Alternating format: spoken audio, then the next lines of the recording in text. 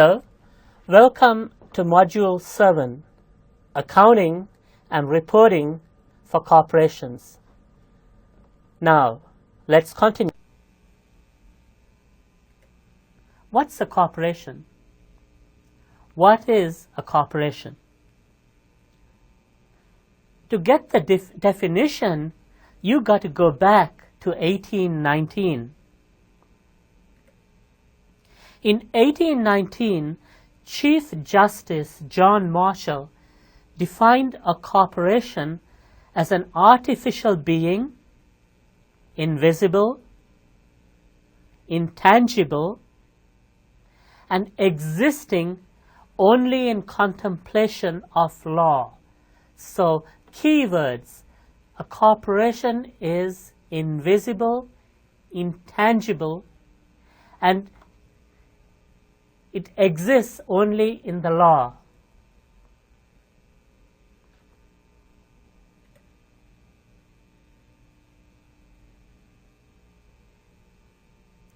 This definition is the foundation for the prevailing legal interpretation that a corporation is an entity separate and distinct from the owners. That's very important. From the legal viewpoint, a corporation is considered a living, breathing person, but a separate entity in itself, distinct from the owners.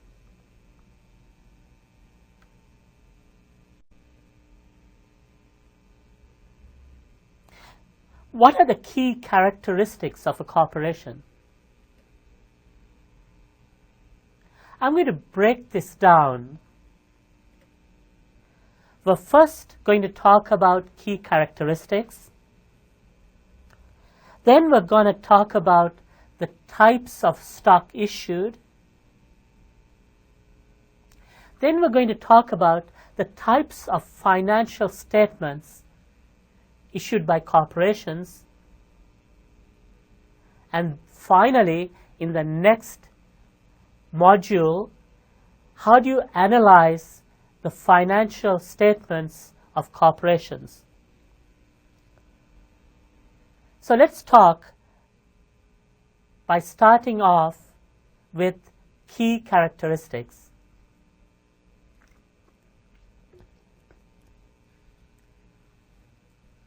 As you can see, the first key characteristic is separate legal existence. As an entity which is separate and distinct from the owners, the corporation acts under its own name rather than the name of the stockholders.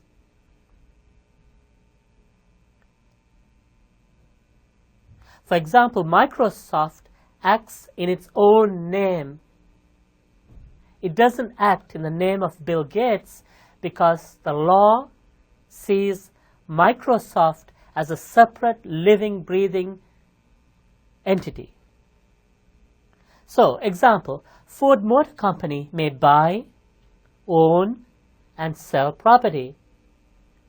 It may borrow money, and it can enter into legally binding contracts in its own name. It can also sue or be sued and pay its own taxes. Let's look at the next one in front of you. Limited liability of stockholders. Since a corporation is a separate legal entity, creditors can only go after the corporate assets of the company.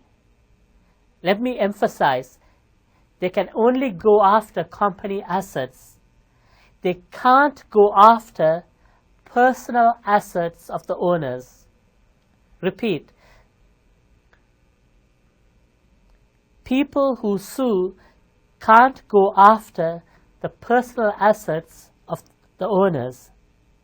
So the liability of stockholders is only limited to their investment in the corporation. That's all they lose. So for example, if you invested $100 in a corporation, that's all you lose. Nothing more, nothing less. The third in front of you is transferable ownership rights. Ownership of a corporation is held in shares of capital stock. These are transferable units. This means that stockholders may dispose all or part of their interest in a corporation simply by selling their stock, and they're done. They don't have to get permission from the corporation to do that.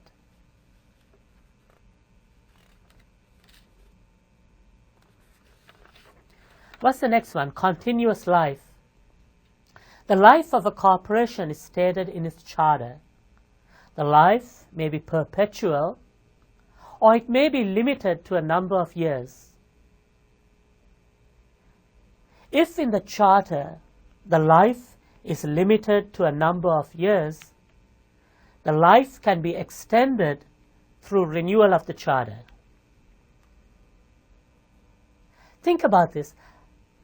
The characteristics I told you, are they advantageous or disadvantageous? Stop and think about it a minute. They are all advantages. Unfortunately, there are disadvantages too, and two main disadvantages are government regulation and additional taxes. Let's take the first one, government regulation.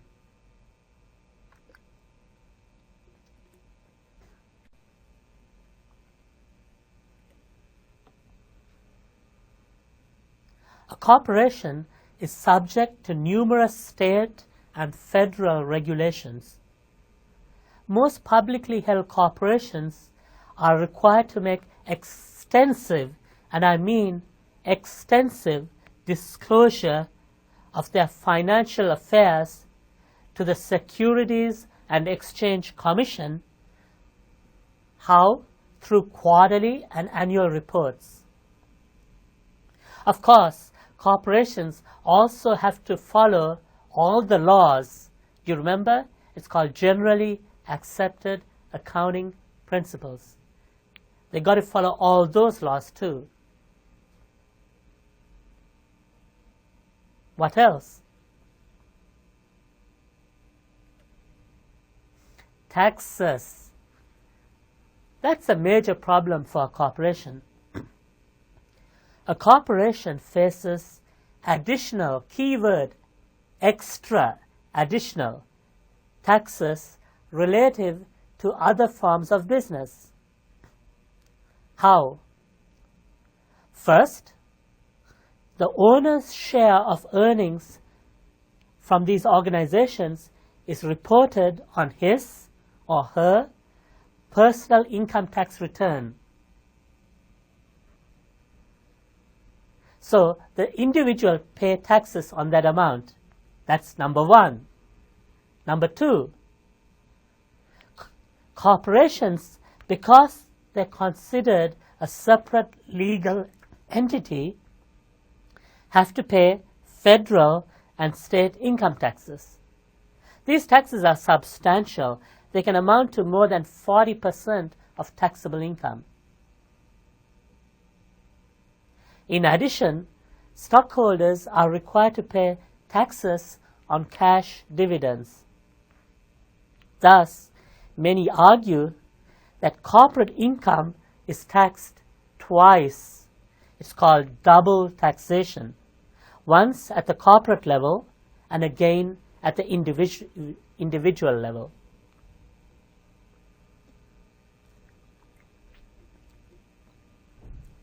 How does a corporation raise money? A corporation can raise money by issuing two types of stock. They're called common stock and preferred stock. Let's talk about common stock first. Common stockholders have the right to vote in the election of board of directors. Common stockholders have the right to share a company's earnings. They are paid dividends from company profits. 3, they have the right to keep the same percentage ownership when new shares of stock are issued. This is called a preemptive right. 4th, they have the right to share in assets upon liquidation. So when the company goes bankrupt, you can share in the assets in proportion to your holdings. This is called a residual claim because owners are paid with assets that are remaining after all claims have been paid. I do want to emphasize that this is only in the United States and Western countries.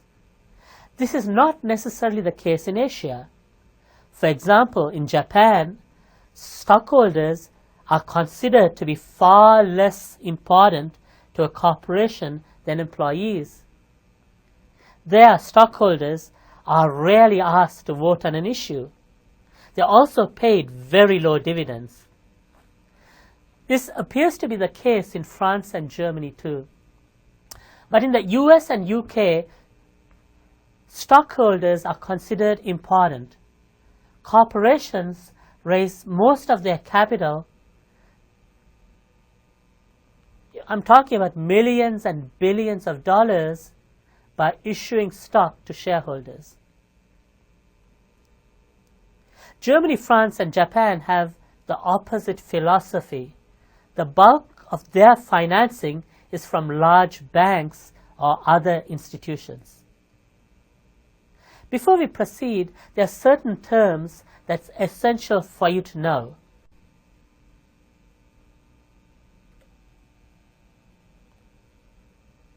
This will come in very useful later. The first is a term you'll see when you look at balance sheet. It's called authorized stock. This is the amount of stock that a corporation is authorized to sell.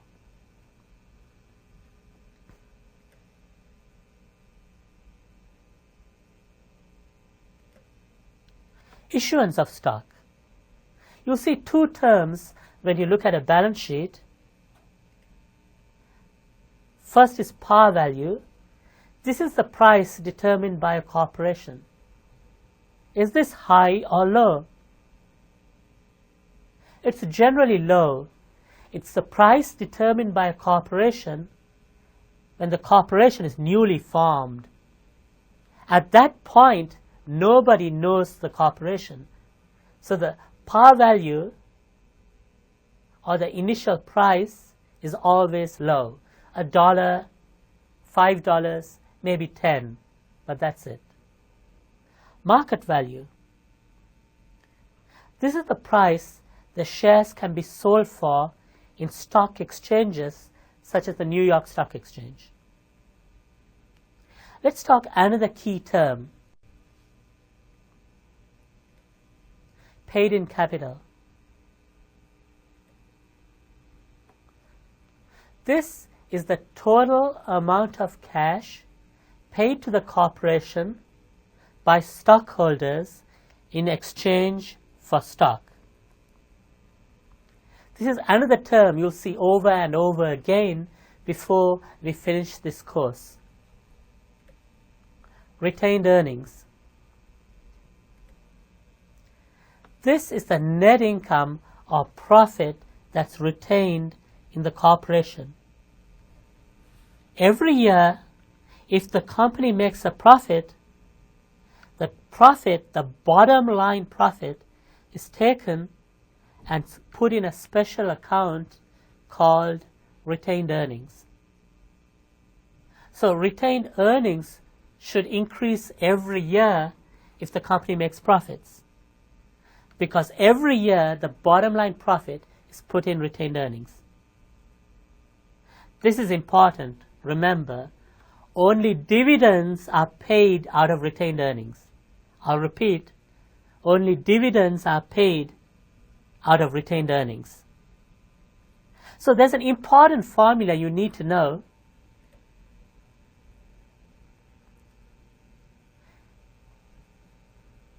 To figure out the retained earnings balance at the end of the year, you take the retained earnings balance at the start of the year, add the profit for the year. This is the bottom line profit from the income statement.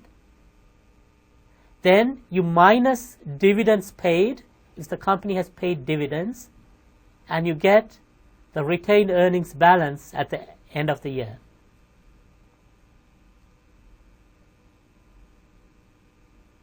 Let's go on to the next section. Issuing common stock. This is important for you to know. When you issue common stock, what accounts are affected and how is it recorded? Have a look at this problem. Let's take a name. Assume Seinfeld Company issues 1,000 shares of $1 par value, and they issue it for $5 a share. Because on the New York Stock Exchange, even though they decided the price at $1, people were willing to offer $5. How is this accounted for? Take a few minutes of your time and think about it.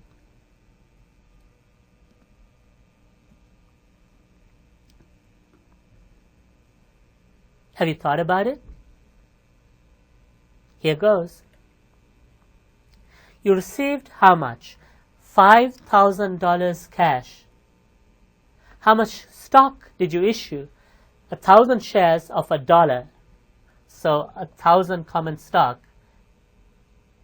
If you issued $1,000 worth of common stock and you got $5,000 cash, you made a profit on the deal. When you issue common stock and make a profit, it's called a special name. It's called paid in capital excess of par.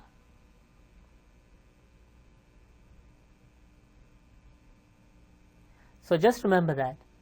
When you issue common stock and you make a profit, it's called paid in capital excess of par.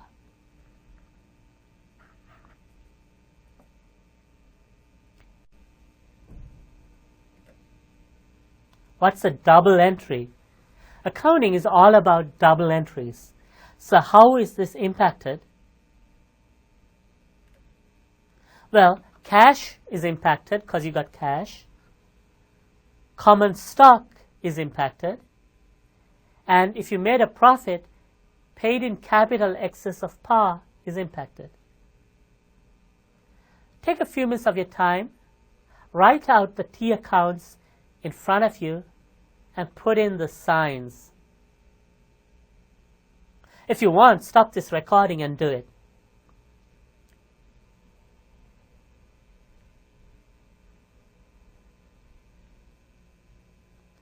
Okay, let's start. Just remember, cash is an asset, so it's plus minus. Common stock is considered a liability from the accounting viewpoint, so liability is minus plus. Paid in capital excess of par is considered a liability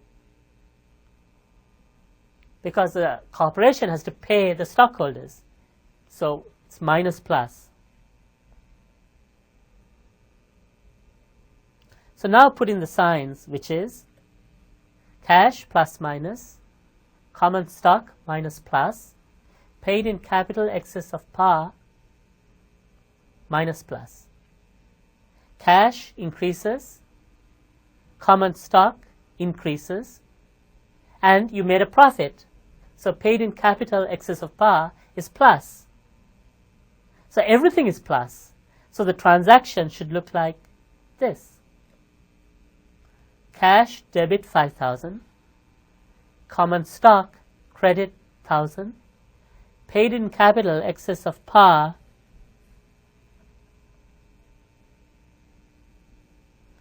credit 4,000. And the beauty of the system is the left entry always equals the right entries. So the total of the left entry is 5,000. The total of the right entries is 5,000. So they always equal.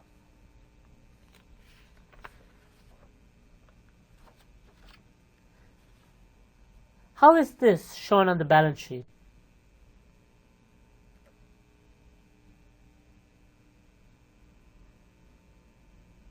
If you remember, what do you call it? Stockholders' equity. So under stockholders' equity, you'd say, I have common stock issued 1,000. You made a profit. Paid in capital excess of par is 4,000. And the total money you received, which is called total paid in capital, 5,000. So that's how you break it down. You have it under stockholders' equity. You say common stock 1,000, paid in capital excess of par 4,000, and then you add it up and you say total paid in capital 5,000.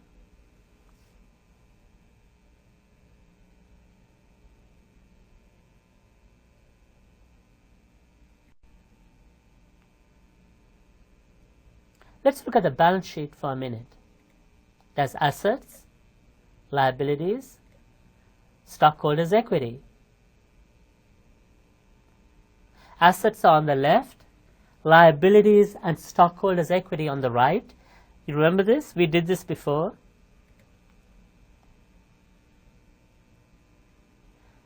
Stockholders' equity, let me build up on it, has common stock. You show paid in capital, excess of par. Then you get the total paid in capital, which is the total money you received from stockholders. Then you show retained earnings, which is the total profit the company's made every year. The total bottom line profit. And if you add that up, you get the total stockholders' equity. What does that mean? If the company were to go bankrupt, this is the stockholders' stake in the company.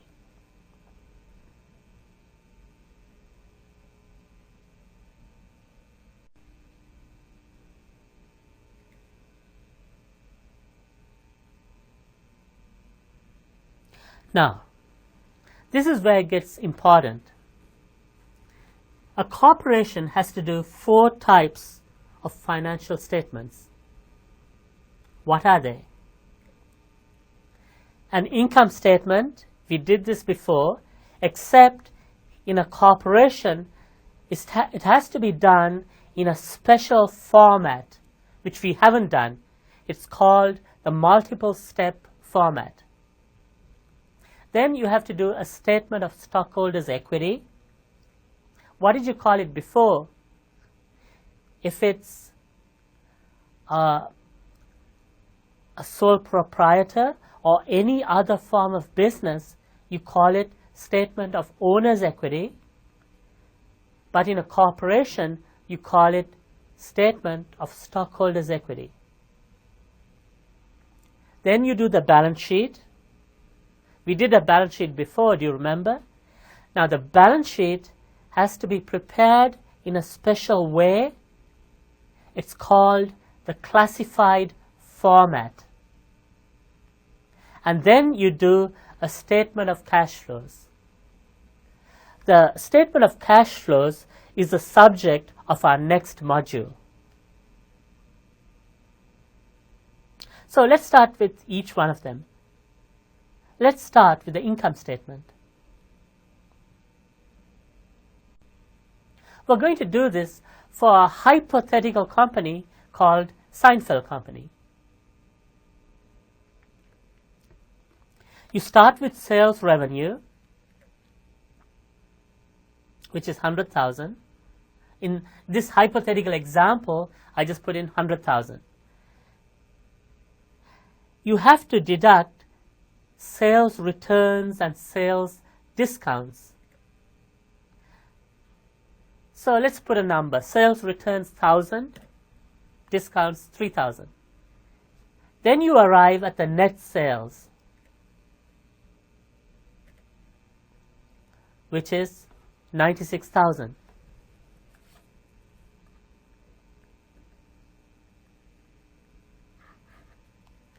Now you deduct cost of goods sold. So in this case, assume cost of goods sold is 45,000. Cost of goods sold is basically what you bought the goods for. If it's 45,000, as in this case, it means that the goods cost the company 45,000, but they got 96,000 for it. The difference between sales and cost of goods sold is called a name.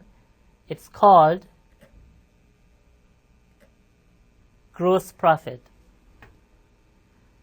Once you arrive at the gross profit, you deduct operating expenses. These are the regular expenses incurred to run the business.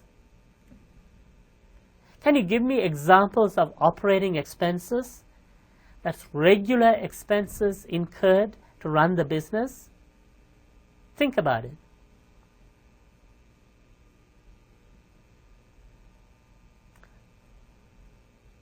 Examples are salaries, rent, utilities, advertising, insurance, and so on. So I put in an example of operating expenses. After you deduct operating expenses, there's a name. So gross profit, then you knock off operating expenses. So gross profit minus operating expenses is called a name. It's called income from operations. Now you add other revenue and subtract other expenses. Other revenue is any revenue other than sales. So, for example, if the company invested extra money and obtained interest, that would comprise other revenue. In this case, let's put a hypothetical number, say 10,000. Other expenses are any expenses incurred which don't, keyword, don't relate to the daily operation of the business. Examples of other expenses include write-down of obsolete inventory, losses due to strike by employees, and so on. So you add other revenue to income from operations, you subtract other expenses, and you arrive at the net income. This is the net income before tax. Then the IRS would come and say, pay taxes on the net income.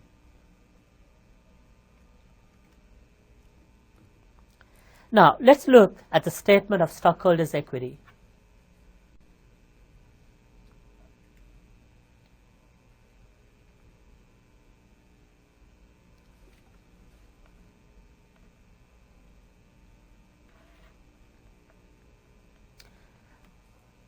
For this company, I put in hypothetical numbers. Let's say common stock is 10, paid in capital is 50, total paid in capital then would be 60.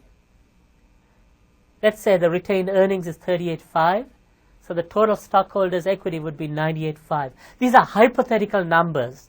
I just made it up to give you a feel for it. How do you get retained earnings?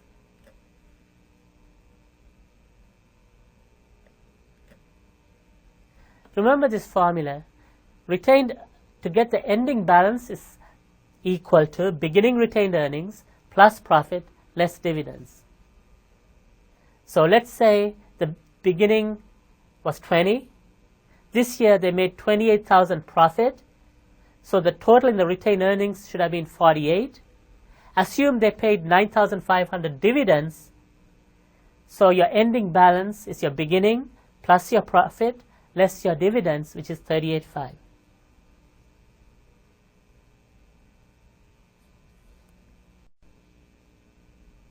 Now we come to the most important section. For corporations, when you do the next one, which is a balance sheet, it has to be in what's called a classified format. What does that mean? Let's go to basics. When you do a balance sheet, you show assets, you show liabilities, and we used to call it owner's equity, but it's stockholders' equity. Under assets, you have short-term assets, current assets. Remember, short-term assets are called current assets. They include inventory, accounts receivable, cash, and so on. Then you have long-term assets, but you don't call it long-term assets. You stick it in a special category called property, plant, and equipment. The commonality of current assets and the long-term assets is that you can see it, you can touch it, you can feel it, perhaps you can even smell it. There are other types of assets you can't see, touch, or feel. These come under this group called intangible assets. Can you think of an intangible asset?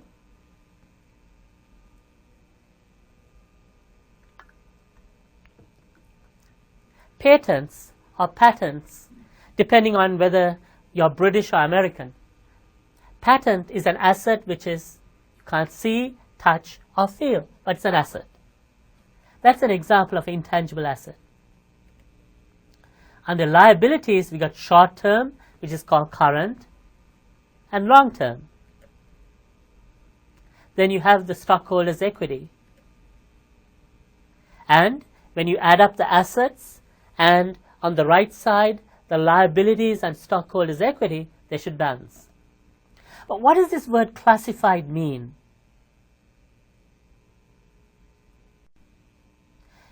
In a classified balance sheet, the only thing you got to remember is that current assets are shown in order of liquidity. What does liquidity mean? It means how easily can you convert this to cash. Now think about this. In front of you, you got two current assets, which is accounts receivable and inventory. Which is the most liquid? Take your time and think about it. If you want to, stop this presentation and rank them. And when you're done, you can restart.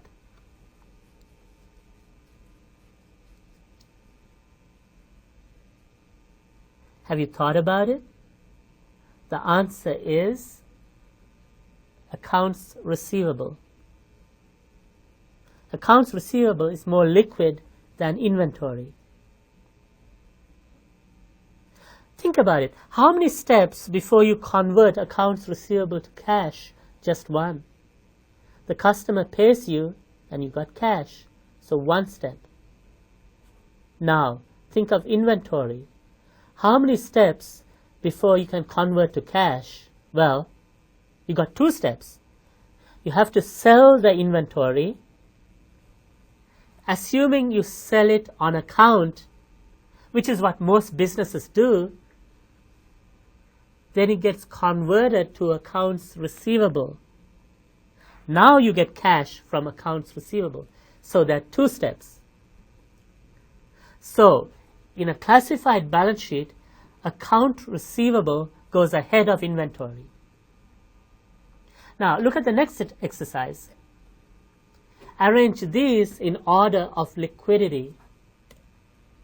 you've got inventory, you've got marketable securities, which is stocks in other companies, you've got cash, you've got prepaid expense, and accounts receivable. I want you to arrange this in order of liquidity, which means put number 1 for the most liquid and rank, so number 5 would be the least liquid. Have a crack at it. Stop this presentation and try it, and when you're done, restart and I'll give you the answer.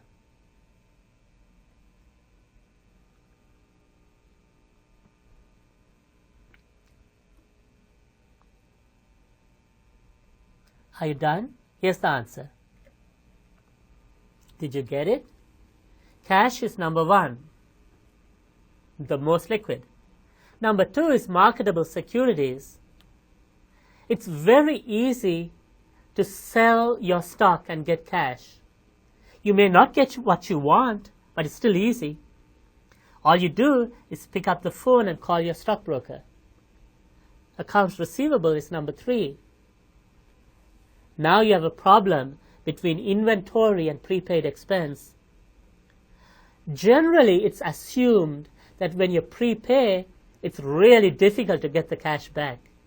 So prepaid expense is always ranked last because it's considered to be the least liquid. So inventory would be number 4 and prepaid expense would be number 5. Now, let me show you a hypothetical balance sheet. You have done balance sheets before, but when it's classified, let's start again. You show assets, liabilities, stockholders' equity. Then in assets, you got current assets. You got property, plant, and equipment. You got intangible assets. The only difference between this and what you did before is that the current assets have to be ranked in order of liquidity. So that's the only difference. Everything else is the same. So it's not that bad, is it? So I put in hypothetical numbers, but cash is always put as number 1. Then you got accounts receivable, then you got inventory and prepaid insurance, which is always last. Then you would say equipment less accumulated depreciation and get the total. You would stick in intangible assets, and then you're done with the asset column. Then you go to the liabilities and show current liabilities, and I put in 2 examples, note payable, account payable, and I put in hypothetical numbers. Then you show long-term liabilities, example mortgage. Then you show the total of the stockholders' equity, and you total it, and the left side and the right side should balance. Now you know how to do an income statement, which has to be in multiple step format. You know how to do a statement of stockholders' equity, and you know how to do a balance sheet in the classified format.